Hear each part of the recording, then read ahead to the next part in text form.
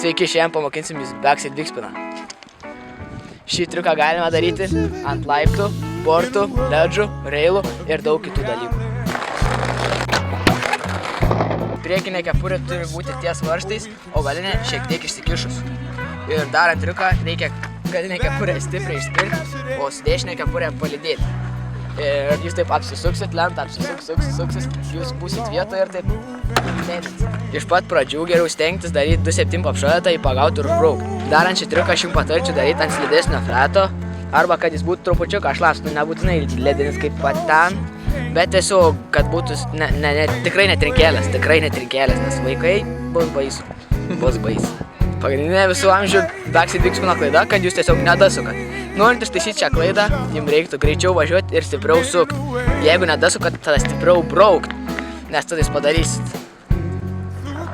O jeigu aš nukrisiu? Už ranką ir viskas.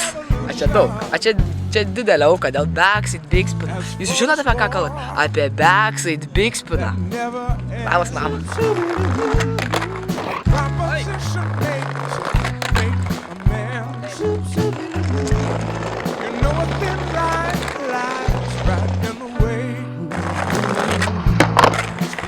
Wow, saldainį man dar.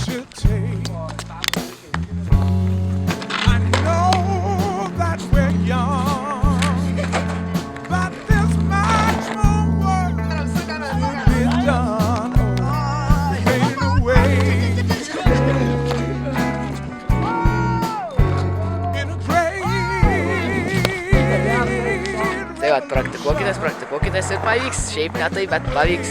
Jei nepavyks vieną dieną, tai pavyks kitą. Važiuoja.